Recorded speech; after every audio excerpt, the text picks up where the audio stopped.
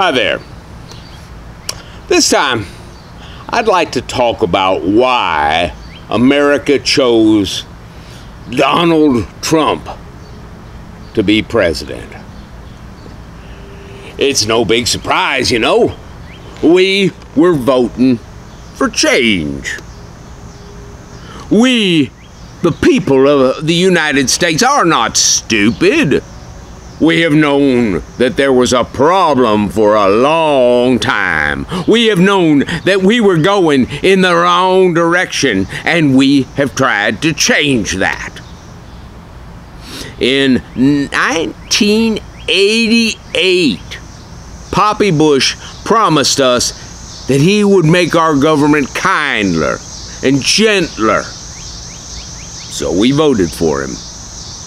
And then he broke that and other promises, so we voted for Bubba, who promised to put people first.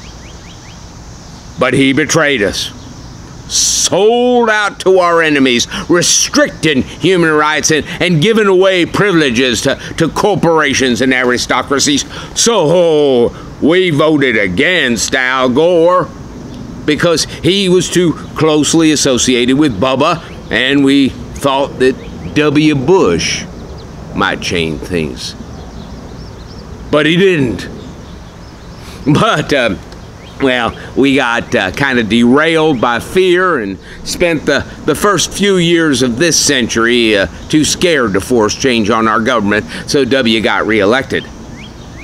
But we rediscovered our anger and our need for change in 1980 and took the dramatic step of voting for the African American because he offered hope and change.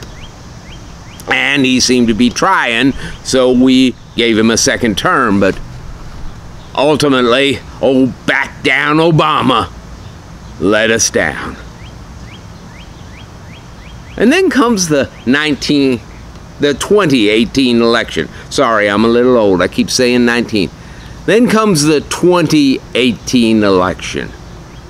And it looks like the Democrats are going to offer us change if we'll vote for it. So we go out and we vote for Bernie Sanders, the candidate of change.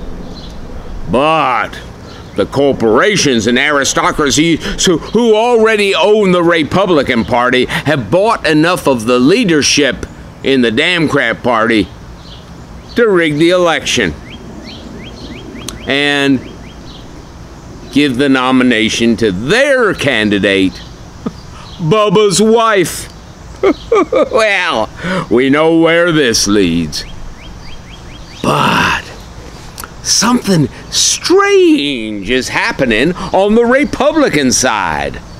A candidate who started out as a buffoon has begun to promise change. It looks like he's actually on our side. So once again, the election comes down to a choice between more of the same and promised change.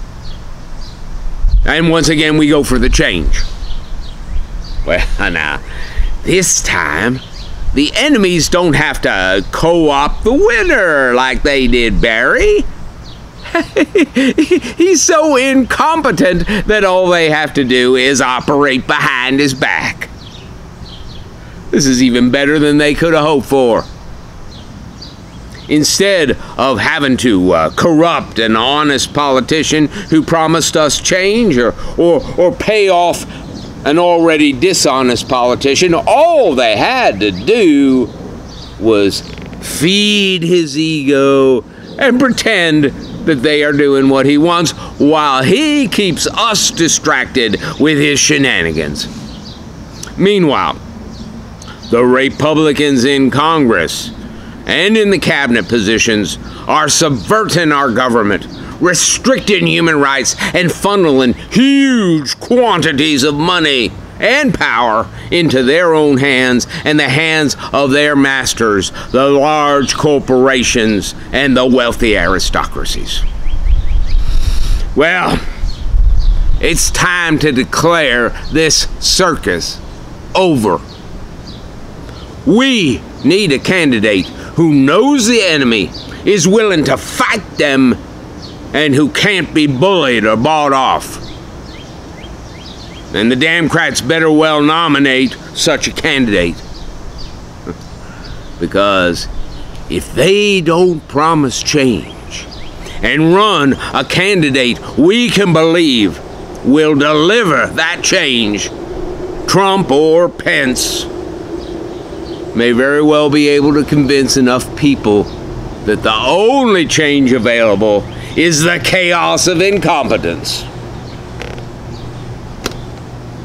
And the one thing you can count on is that the winner of the election in 2020 will be the candidate that the electorate believes is the most likely to deliver change.